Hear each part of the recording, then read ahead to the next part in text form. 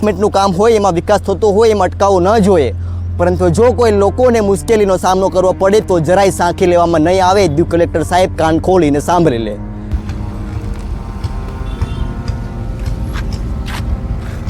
જે આરકેસીમાં નોકરી કરે છે, નૈતિક એમનું નામ છે, અને એ ધમકી આપીને ગયો છે. મને બોલેરો લઈને આવેલો, ચેકપોસ્ટની બાજુમાં ગાડી ઊભી રાખેલી અને મને કહેલું કે તમે બંધ નહીં કરાવતા, બાકી તમારું નુકસાન થઈ જશે, તમને જોઈ લેશું. આશા રાખીશ કે દીવ કલેક્ટર સાહેબ આના પર ગંભીર કાર્યવાહી કરશે. હા, નમસ્કાર દોસ્તો, મારું નામ છે હાર્દિક સિંગોડ. સંઘ પ્રદેશ દીવમાં અત્યારે છીએ અને આપ જોઈ રહ્યા છો કે આગળ બુછરવાડા ચેકપોસ્ટ છે અને અહીંયા માટીનો સ્ટોક કરવામાં આવી રહ્યો છે. આ માટી ગુજરાતના જે નજીકનું રાણવસી ગામ છે, ત્યાં નદી છે, ત્યાંથી લાવવામાં આવી રહી છે. અને આપ જોઈ રહ્યા છો કે ઓવરલોડ ટ્રક છે તે ગામડાઓમાંથી પસાર થઈ અને છેવટે અહીંયા દીવ પહોંચે છે ને દીવમાં અહીંયા માટીનો સ્ટોક કરવામાં આવી રહ્યો છે. ખાસ કરીને અમે પરમિટ વિશે જાણ્યું છે તો પરમિટમાં પણ જે ડમ્પરો દર્શાવવામાં આવ્યા છે એના સિવાયના ડમ્પરો ખુલ્લે આમ ધોરા દિવસે બેફામ દોડે છે. તંત્ર સાવરતું હશે આ લોકોને એવું લાગી રહ્યું છે. ખાસ કરીને બીજો સવાલ તો એ પણ છે દીવના કલેક્ટર સાહેબશ્રીને કે જ્યારે આ ટ્રકો છે તે અહીંયાથી ગુજરાતના રણવસીમાં માટી ભરવા જાય છે ત્યારે 1 કિલોમીટર સુધી રોંગ સાઈડમાં આ બેફામ તમારા ડમ્પરો ફરે છે અને જો કોઈનો અકસ્માત થશે તો જવાબદારી શું દીવ કલેક્ટર સાહેબ લેશે? અને જો દીવ કલેક્ટર સાહેબ આની જવાબદારી લેવાના ન હોય અકસ્માતની તો આ જે ડમ્પરો બેફામ દોડે છે એના પર કાર્યવાહી થવી જોઈએ. અમે વારંવાર કહીએ છીએ ડેવલપમેન્ટનું કામ હોય, એમાં વિકાસ થતો હોય, એમાં અટકાવવો ન જોઈએ. પરંતુ જો કોઈ લોકોને મુશ્કેલીનો સામનો કરવો પડે તો જરાય સાંખી લેવામાં નહીં આવે. દીવ કલેક્ટર સાહેબ કાન ખોલીને સાંભળી લે. આ એ જગ્યા છે બુછરવાડા ચેકપોસ્ટની સામે જ્યાં માટી ઠાલવવામાં આવી રહી છે. ત્યારે અમે 27 એપ્રિલના રોજ અમે અહીંયા આવ્યા હતા અને અમે કવરેજ કર્યું હતું. જ્યારે અમે અહીંયા કવરેજ કરવા પહોંચ્યા ત્યાં દીવના અંદર આરકેસી એક કંપની આવેલી છે જે રોડ રસ્તાને ડેવલપમેન્ટ કરે છે. તેના કોઈ અધિકારી ત્યાં પહોંચે છે.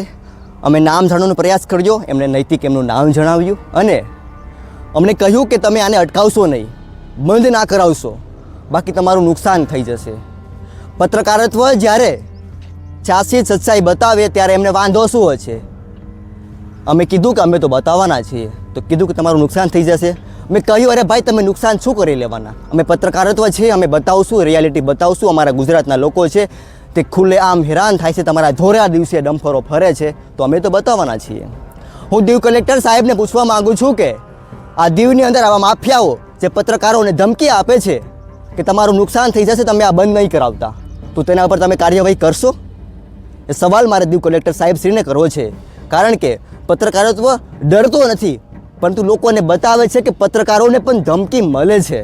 તો શું દીવ પોલીસ અને જે દીવનું પ્રશાસન છે, દીવ કલેક્ટર સાહેબ છે, તે આવા માફિયાઓ છે જે આરકેસીમાં નોકરી કરે છે, નૈતિક એમનું નામ છે, અને એ ધમકી આપીને ગયો છે. મને બોલેરો લઈને આવેલો, ચેકપોસ્ટની બાજુમાં ગાડી ઊભી રાખેલી અને મને કહેલું કે તમે બંધ નહીં કરાવતા, બાકી તમારું નુકસાન થઈ જશે, તમને જોઈ લેશું. આશા રાખીશ કે દીવ કલેક્ટર સાહેબ આના પર ગંભીર કાર્યવાહી કરશે અને દોરા દિવસે જ ગુજરાતની અંદર રોંગ સાઈડમાં જે વાહનો બેફામ દોડી રહ્યા છે તેના પર અંકુશ લાવશે અને તેને બંધ કરાવશે, એવી દીવ કલેક્ટર સાહેબ પાસે અમે આશા રાખીએ છીએ. મહત્વની વાત તો એ સામે આવી છે, ગુજરાતમાંથી માટીના ટ્રક છે તે ઓવરલોડમાં ભરાઈને આવે છે, છતાં પણ આગળ ચેકપોસ્ટ છે, છતાં પણ કાર્યવાહી નથી થતી. રસ્તા પર માટી પડતી આવે છે, લોકોની આંખો ભરાય છે, કોકની માથે પડે છે. એ વિડીયો પણ આપ જુઓ, અમે બતાવીએ છીએ બાજુની સ્ક્રીન પર કે જુઓ તમે વિડીયો. છતાં પણ પ્રશાસન કાર્યવાહી ન કરે, કઈ રીતે ચલાવી લેવાય? લોકો હેરાન થશે તો પત્રકારો બોલશે, બેફામ બોલશે અને જવાબ તમારે આપવો પડશે. બાજુમાં ચેકપોસ્ટ છે, આપણે ઘણી વખત તો ટ્રાફિક પોલીસ ઊભી કરીએ છીએ તો આવા બેફામ ડમ્પરો દોડે છે, એના પર કાર્યવાહી કેમ નથી કરતા?